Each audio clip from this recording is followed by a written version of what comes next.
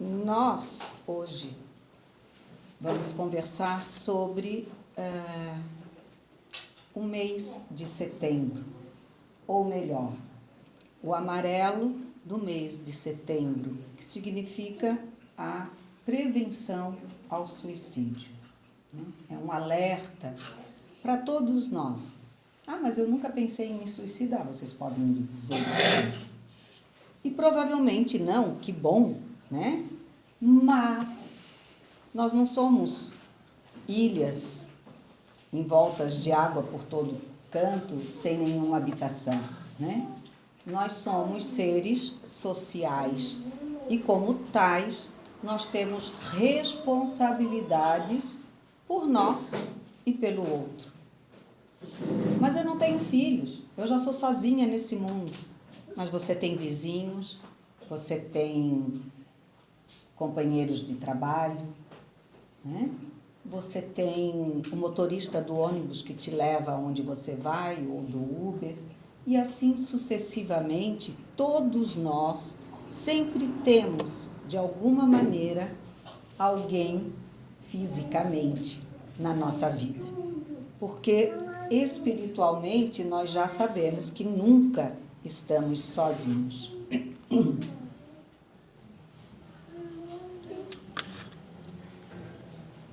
Primeiramente, eu queria dizer que, para quem ouviu bem a leitura da nossa irmã, né, não ponha as suas esperanças no que passa, mas no que não passa. E assim sucessivamente, né? Brilhante. E a oração e a dissertação do nosso irmão já sabe tudo que eu tenho para dizer essa noite, né? Porque eles foram bem claros, tanto na escolha da leitura, obrigada, como nas palavras. Por quê? Porque o que mais nos atrapalha o bem viver é nós colocarmos as nossas expectativas em coisas que passam, que não são para sempre, esquecendo de que nós somos para sempre. O que não vive para sempre é o nosso corpo. E tudo de material que se refere à nossa vida, à nossa reencarnação. Isso tudo passa. Nós não passaremos. Nós mudaremos de morada e seremos para sempre. Por isso nós temos que nos apegar ao que é para sempre. E nesse sentido, há uma frase de Emmanuel que fala assim sobre o corpo físico. Enquanto o homem não entender que é um espírito habitando um corpo transitório, a matéria haverá de subjugá-lo com o seu próprio consentimento. Ou seja, quando vivemos escravos do corpo ou de qualquer outra coisa material para que sejamos felizes, jamais encontraremos essa tão sonhada e disfarçada felicidade. Porque se assim fosse, por exemplo, em matéria de corpo, nós não teríamos tantos modelos másculos de corpo masculino tristes, sozinhos, depressivos, doentes, como também não teríamos tantas expressões do corpo feminino como modelos, atrizes, artistas, que também passam por momentos muito difíceis de depressão, de tristeza, de desânimo, de falta até de reconhecimento com a sua própria imagem, né? Então, para que a gente possa entender que tudo acaba, nesse plano, tudo acaba. Tudo se modifica. Se você quiser ficar com aquele corpinho dos 18 anos a vida inteira, lamento muito, você nunca vai ficar. Porque por mais que você possa até se permanecer magro, você vai ficar calvo. Se você não ficar calvo, você pode ficar cheio de rugas. Se você não ficar cheio de rugas, você pode ter uma doença e ter que tomar remédios que você vai ficar todo inchado. A postura que um dia foi ereta começa a ficar caída, ou pelo cansaço dos tempos, ou pelo peso da vida, ou problemas de coluna. Então, nada permanece. Ah, mas tem a plástica. Tem. Mas no final você já fez tanta que se você olhar para trás também você não é mais aquela de 18 anos. Porque por mais que puxou e deixou lisinho um rosto de 70, todo mundo sabe que você tem 70. Então, é opcional, né? Mas não estou criticando quem faça, tá? Podem fazer, fiquem à vontade, cada um é dono da sua própria vontade. O que nós não podemos é nos entregarmos a essas vontades que passam. Porque ao desencarnarmos, aquele corpinho todo remendado ou não, ou vai apodrecer ou vai virar cinzas. Não tem outra opção. Ah, bom, pode ficar como estudo também, tudo bem, mas vai estar num formol. Então não vai mais preservar a plástica, os olhos azuis, o cabelo liso, ou seja, o que for que vocês tenham, ou nós tenhamos, né, como conceito de felicidade. Nem mesmo aquele carrão ou aquela mansão. Se resolverem fazer uma rua aonde a tua casa está colocada, você vai perdê-la. Então, nada aqui nos pertence e tem vida eterna. Nem mesmo os nossos filhos. Porque eles também passam por aqui. Serão nossos eternos irmãos, amigos, amados. Mas, hora ou outra, deixarão de ser nossos filhos. Poderão até ser os nossos pais, ou poderão vir a ser nossos amigos. Né? Porque na elevação moral, nós nos tornamos todos irmãos. Né? Na maior beleza e pureza do amor verdadeiro. Essa pincelada eu dei, por quê? Porque muitas situações, né, acontecem pelo desgosto, né, por se deixar de gostar de si mesmo. E muitas vezes, sem entendimento, as pessoas atribuem isso à sua forma física. Ah, porque eu queria olhos azuis, mas o olho é preto. Ah, porque meu olho é caído, eu queria levantado. Ah, porque meu cabelo é liso, eu queria crespo. Ah, porque eu sou baixinha, queria ser alta. Ah, porque eu sou alto, queria ser baixinho. Ou gordo e magro, ou magro e gordo. Com bunda, sem bunda para mulherada. Bom, os homens agora também estão interessados, né? Tudo bem a gente se cuidar. Eu sou educadora física, então longe de mim falar que a gente não faça exercício para ter saúde, mas não para ser escravo. A escravidão das nossas ausências, dos nossos vazios, nos levam a não ter vontade de continuar a caminhar numa estrada que parece vazia e sem fim. No livro Palavras de Vida Eterna, de Chico Xavier, por Emmanuel, né? Ele tem, no seu primeiro item, chama-se Recomecemos. Recomecemos. E diz assim, de Mateus 9,16: Ninguém põe remendo de pano novo em vestido velho. E aí o texto nos diz assim: Não conserves lembranças amargas. Viste o sonho desfeito. Escutaste a resposta de fel. Suportaste a deserção dos que mais amas. Fracassaste no empreendimento. Colhestes o abandono.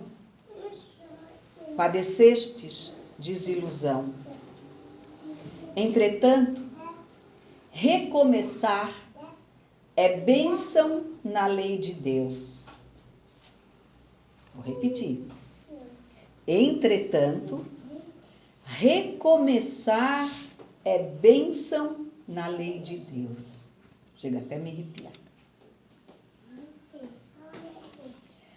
A possibilidade da espiga ressurge na sementeira. A água, feita a vapor, regressa da nuvem para a riqueza da fonte. Torna o calor da primavera na primavera seguinte. Inflama-se o horizonte cada manhã com o fulgor do sol, reformando o valor do dia. Janeiro a janeiro, renova-se o ano, oferecendo novo ciclo ao trabalho. É como se tudo estivesse a dizer: se quiseres, aproveita, remendo novo em pano velho. Opa, desculpa. É como se tudo estivesse a dizer: se quiseres, podes recomeçar. Disse, porém, o divino amigo, que ninguém aproveita remendo novo em pano velho. Ih, que confusão! Como é que eu vou recomeçar se eu já sou um pano velho? Onde é que eu vou? Tá confuso, né? O que ele quer dizer com isso? Desse modo, desfaze-te do imprestável, desvencilha-te do inútil, esquece os enganos que te assaltaram, deita fora as aflições improfícuas. Recomecemos, pois, qualquer esforço com firmeza, lembrando-nos, todavia, de que tudo volta, menos a oportunidade esquecida, que será sempre uma perda real. Aí a gente se apavora, né? Pô, perdi, e agora?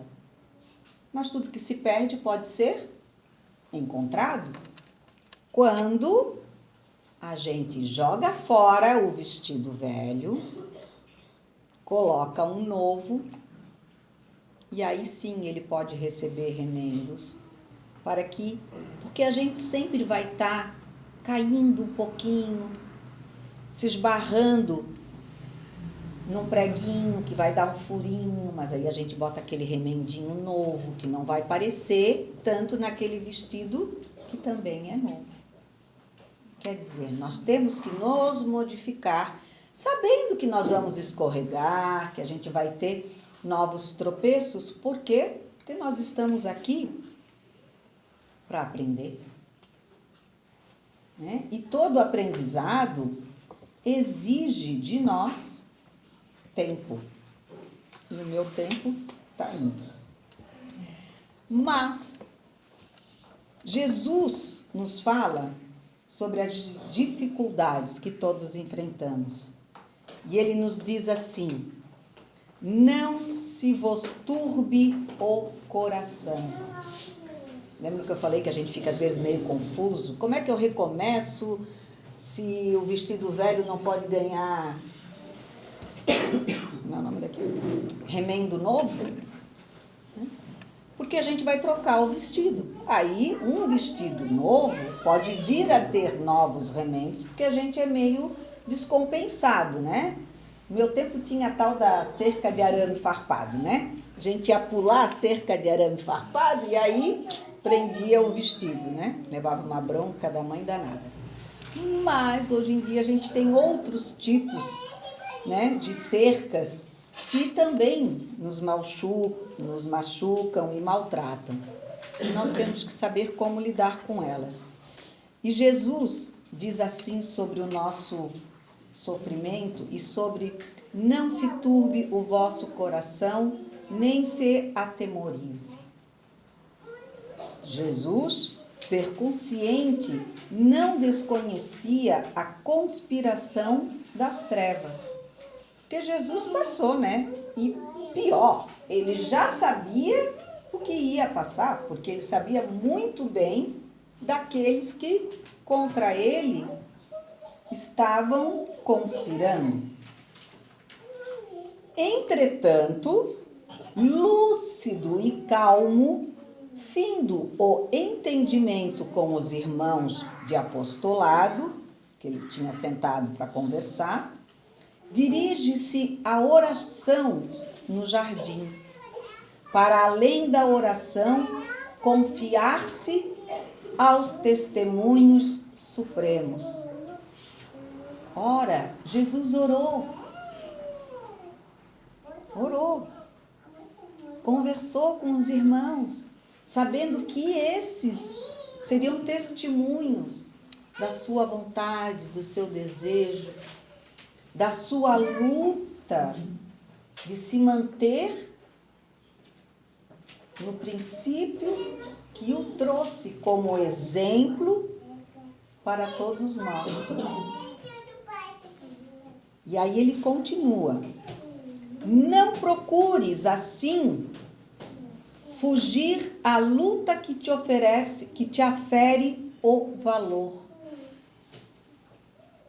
Não procures assim fugir à luta que te afere o valor. Deus não dá o frio maior que o cobertor que cada um tem para se cobrir. Ou cada um recebe a cruz de acordo com o tamanho dos seus ombros. Ou não fuja à luta que te afere o valor. Ou seja, cada um de nós temos a luta a qual temos condições de enfrentar e de vencer. Não significa que ela seja fácil. Mas, como Deus usa o tempo, não usa a força bruta, nós temos que também aprender a esperar. Aceita os desafios da senda como quem se reconhece chamado a batalhar pela vitória do bem, com a obrigação permanente de extinguir o mal em nós mesmos. Bem, meus irmãos, a gente teria muitas coisas para dizer, mas nós temos que lembrar principalmente sobre o êxito. E Jesus, em João 15:7, nós temos a seguinte citação: se vós estiverdes em mim e as minhas palavras estiverem em vós, pedireis tudo o que quiserdes e vos será feito. Aí vocês vão me dizer assim: mentira, Porque olha que eu rezo, falo com Deus todo dia para Ele curar o meu filho que tem leucemia. Deus sabe os melhores caminhos. E se você entende o tamanho do amor que Deus tem por cada um dos seus filhos, como nós temos, não tão grande, mas temos também para com os nossos filhos, nós entenderíamos que esse amor jamais faria algo de mal para conosco ou para com aqueles que amamos. Se estamos passando por esse tipo de provação, teremos que dar tempo ao tempo e confiar e pedir a Jesus, mas tendo Ele em nossos corações. Porque, do contrário, nós não teríamos Ele em nós. Mas nós só gostaríamos de estar nele. Né? Eu sei que parece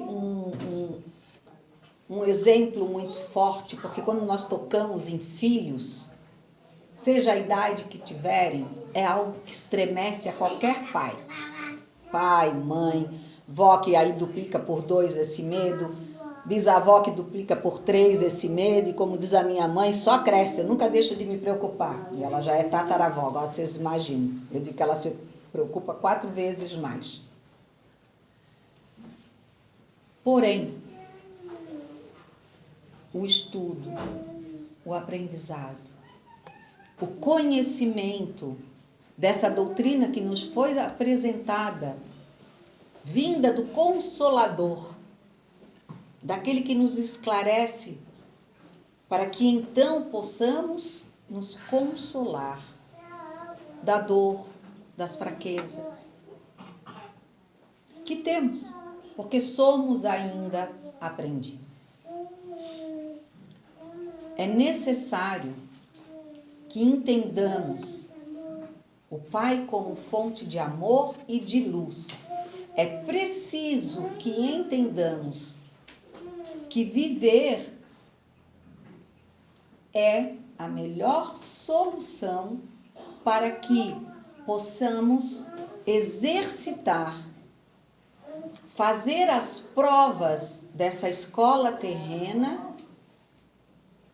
e que mesmo se pegarmos recuperação, teremos sempre o apoio dos nossos instrutores espirituais para que consigamos sempre uma nova oportunidade na qual, com o nosso empenho, poderemos passar de ano, e assim sucessivamente.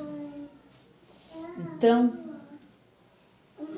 nós precisamos nos perdoar. O perdão é sempre um remédio santo na vida de todos, inclusive daqueles que estão perdidos.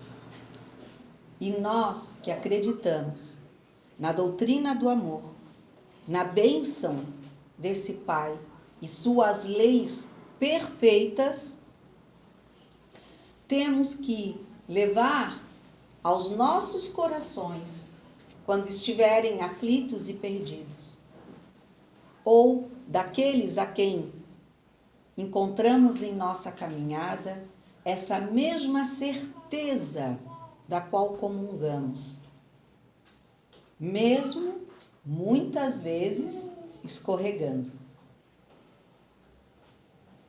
Nós precisamos passar a certeza desse amor que tudo pode e, inclusive, nos fortalecer para que então consigamos vencer as nossas próprias batalhas. Porque é isso que Jesus nos fala, que nos explica. Tudo posso naquele que creio, eu tudo posso. Naquele que crê em mim, tudo pode. Quando nós proferimos essas palavras de certeza, tudo posso naquele que me fortalece, e entendermos essa fortaleza como armas blindadas de amor, nós conseguiremos, enfim, nos curarmos, e não somente a nossa alma, porque o amor cura também as nossas próprias feridas do corpo, se assim for e tiver que ser. Porque nós temos que ter passos firmes, sabendo que erramos. Talvez não muito agora, muito mais no passado, porque senão não seríamos o que somos hoje, melhores do que ontem, piores do que amanhã. O hoje, nós somos muito melhores do que fomos ontem. E essa melhora é atribuída aos nossos passos firmes. Mesmo quando a gente encontra aquele limozinho na pedra que, né, faz a gente cair, perder todo aquele tempo de caminhada, escorregar, ir morrinho abaixo. Diz assim, o que eu perdi no meio do caminho que eu não vi o limo? Eu me distraí. Eu parei naquele barzinho para tomar só uma asinha. E aí acabei batendo o carro. Poxa vida, sou tão bom, faço tudo tão certo. Então por que parou no bar para beber, se está dirigindo? Bateu o carro. É mesmo. Eu não prestei atenção no limo. Fui que fui, nem enxerguei. Caí. Mas o que Deus faz? Aponta o dedo em você e diz, você caiu bem feito? Não. Ele fica esperando que a gente resolva levantar, continuar a subida e prestar atenção nos limos do caminho. E esses limos, às vezes, também são nossos irmãos necessitados, aos quais pedem por um apoio, por um auxílio, por um olhar, por uma demonstração da fé que a todos pode salvar. Como salvo foi o samaritano que caiu ou foi o samaritano que recolheu o caído? O samaritano recolheu o caído. Então, como bons samaritanos, possamos recolher. E quando esse samaritano acolheu aquele irmão caído, ele não falou de Deus, ele não falou de bondade, ele não falou de gratidão, ele apenas lhe deu a mão, levou-o aonde ele podia ser cuidado e partiu, deixando tudo o que pôde para aquele homem. E às vezes, tudo o que podemos dar para auxiliar um irmão é o brilho do amor, que pode ser transferido num olhar, num sorriso, num abraço, num aperto de mão, enfim. Através do amor, podemos recrutar a nós mesmos e aos nossos irmãos da treva escura e do medo e da desistência de continuar a viver nesse plano. Nós temos que mostrar que o que acaba é o corpo físico, mas nós seremos para sempre. E assim, instruir a eles, a esses irmãos necessitados, que continuem conosco, que nós os apoiaremos na jornada, na caminhada, para que ela não se torne tão penosa. Falando nisso, eu lembro a todos, do CVV, que é um Centro de Valorização da Vida, se eu não me engano é 188, né? Estou ficando melhor de memória. E o CVV, esse Centro de Valorização da Vida, qualquer um passando pela situação ou lidando com alguém que passa por essa situação, deve, pode e deve mesmo ligar para se orientar, para desabafar, para conhecer possibilidades da luz para essa caminhada. Então, meus irmãos, é um tema muito longo que exige vários tipos de colocação, mas eu prefiro sempre olhar pelo êxito, valorizar a vida. Quando nós valorizamos a vida, nós não precisamos prevenir o suicídio, porque não há maior prevenção do que a valorização da escola que viemos estudar nesse plano terreno. Sirvamos ao bem, simplificando o caminho de vez que a vitória real é a vitória de todos. Convictos de que não precisamos gastar as possibilidades da existência em expectativa e tensão, porquanto, se estivermos em Cristo, tudo quanto de que necessitamos será feito em nosso favor no momento oportuno. Palavras de Emmanuel. E que nós não a esqueçamos. E que tenhamos sempre conosco Cristo no coração e na mente da razão e da fé, que nos mantém com a nossa linha direta com Ele e com todos os nossos irmãos da Pleiade Maior. Obrigada a todos.